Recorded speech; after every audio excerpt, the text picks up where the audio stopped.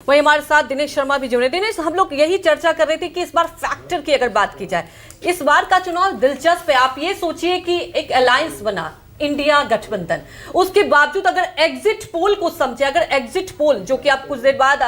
रुझान भी आने लग जाएंगे 1-2 घंटे में, तो क्या वाकई एक बहुत बड़ा फैक्टर रहा है मोदी की गारंटी को लेकर जनता के बीच में? देखिए, मैं भारतीय जनता पार्टी अगर प्रचार की बात करें, जैसे जैसे कैंपेन बढ़ा, फेज़ 1 फेज़ 2, और उससे पहले भी भारतीय जनता पार्टी का ये मानना था कि काम, नाम और राम, इन तीन के नाम पर जो है सबसे ये फैक्टर जो है ये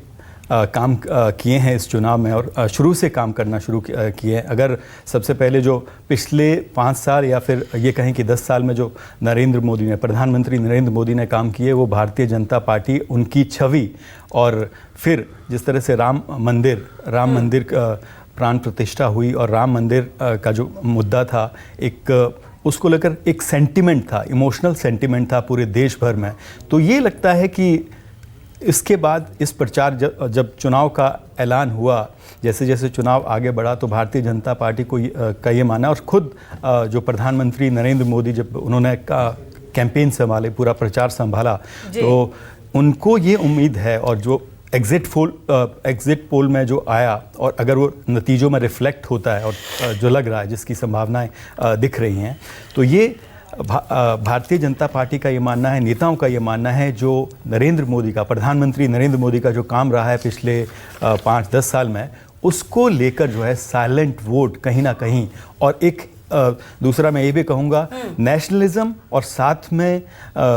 ये कहा जाए कि साइलेंट वोट, हिंदू वोट जो है वो कहीं ना कहीं कंसोलिडेट हुआ। और पहले अगर पिछले चुनाव में 14 या 19 में मुखर होकर हिंदू ने वोट दिया, तो इस बार वो साइलेंट वोट जो है वो भारतीय जनता पार्टी को और प्रधानमंत्री नरेंद्र मोदी को खासतौर पर जो है वो पड़ा है। और ये बात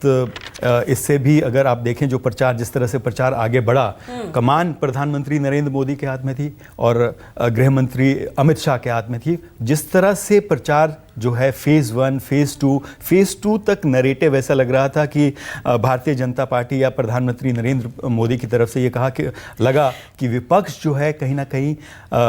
हावी है, लेकिन ये रणनीति का हिस्सा, ऐसा माना जा रहा है कि रणनीति का हिस्सा था कि जितना फ्रंट फुट पर या उस पिच पर जो है फेज़ 1 फेज़ 2, क्योंकि फेज़ 1 में भारतीय जनता पार्टी, अगर पहले भी देखा जाए और इसमें भी देखा जाए, तो भारतीय जनता पार्टी जो है साउथ में, उसको उम्मीद ज़रूर है कि उसकी सीट बढ़ेगी, उसका वोट परसेंटेज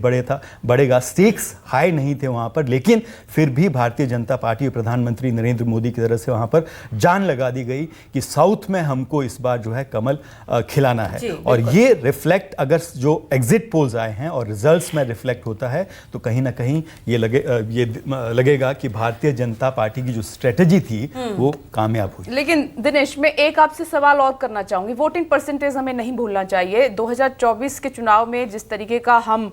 लेकर चल रहे थे कि वोटिंग परसेंटेज अच्छा खासा रहेगा, लेकिन उसमें कमी आई है। दूसरा, आपने कहा कि एक स्ट्रेटेजी पर काम कर रही थी बीजेपी, लेकिन इस बार ऐसा महसूस हुआ कि प्रधानमंत्री और बीजेपी की टॉप लीडरशिप को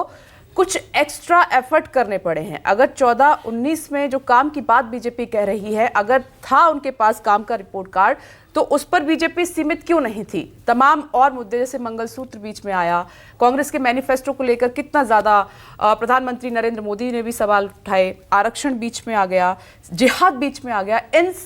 पीओके को भी बीच में लेकर आए। तो क्या ये मुद्दे वहां पर अगर काम किया है, तो इन मुद्दों का मतलब नहीं था वहां पर? देखिए, मैं इसको इस तरह से देखो, मेरे सहयोगी संजीव भी आपको बताएंगे, लेकिन सबसे पहले वोटिंग परसेंटेज की अगर हम बात करें, पहले भी हम जो जितने भी पहले चुनाव हुए एनालिसिस करते आए हैं,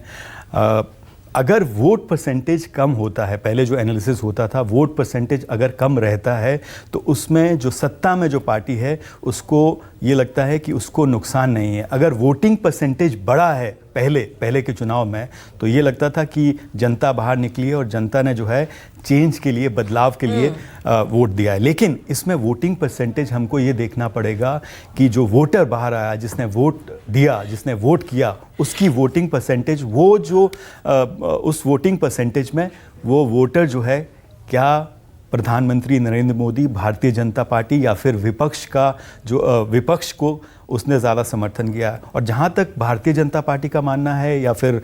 शीर्ष नेतृत्व जो भारतीय जनता पार्टी का है उसका ये मानना है कि उनके काम पर, नाम पर और राम पर जो है कहीं ना कहीं वोटर जो है, जो उनका वोटर था वो जरूर बाहर निकला और तो राम उसने मंदिर वोट एक बड़ा दिया। फैक्टर आप मान रहे हैं इस बार 24 देखिए, जब प्राण प्रतिष्ठा हुई थी, प्राण प्रतिष्ठा आप भी मानते हैं, सबने देखा, संजीव जी भी, रमन और मीना, सब ने, हम सब ग्राउंड पे थे और हमने जो आप लोगों ने भी उस टाइम जो एक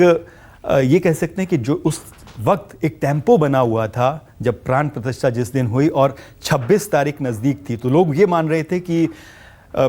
उस टाइम ये टेम्पो बना हुआ था जो भारतीय जनता पार्टी कह रही थी कि 400 पार का जो नारा दिया, अगर 26 जनवरी को अगर चुनाव का ऐलान हो जाता तो 400 पार उस वक्त जो है नहीं, मुश्किल नहीं लग रहा था। और राम, विपक्ष भी राम राम कर रहा था, विपक्ष कहें या पूरा देश कहें या दुनिया भर में जो है राम राम हो रहा। तो राम के नाम पर भी मुझे लगता है कि लोगों ने मन बनाया कि इतने सालों से जो मुद्दा, इतने सालों से जो एक इमोशनल सेंटिमेंट लोगों का था, हिंदू, खासतौर पर हिंदी, ये कहा जाए कि हिंदू वोटर्स का या हिंदुओं का, उसको पूरा हुआ। उसके पूरे होने के बाद मुझे लगता है लोग साल भर से या 6 महीने के बाद या 6 महीने से के दौरान या जब प्राण प्रतिष्ठा हुई तब से लोगों ने मन बना के रखा था कि इस बार हिंदू मुखर नहीं होगा, मुखर जो होगा वो ईवीएम में जब वोट अपना देगा, जब बटन प्रेस करेगा तो वहां पर मुखर लेकिन होगा। दिनेश, ये भी देखने को मिली इस बार मुद्दे बहुत बदले, फेज बाय फेज आपने देखा कि कैसे चुनाव का असर, मैं यूं कहूंगी कि जो बयानबाजी भी हो रही थी वो स्तर भी गिरते गया। तो इस बार ये देखने को मिला कि एक तरफ जब विपक्ष जो भी कह रहा था, सत्ता पक्ष की बात करें, प्रधानमंत्री नरेंद्र मोदी उसी कहीं ना कहीं टेंजेंट में, आपने सुना भी, राहुल गांधी तो ये भी कहते थे कि जो मैं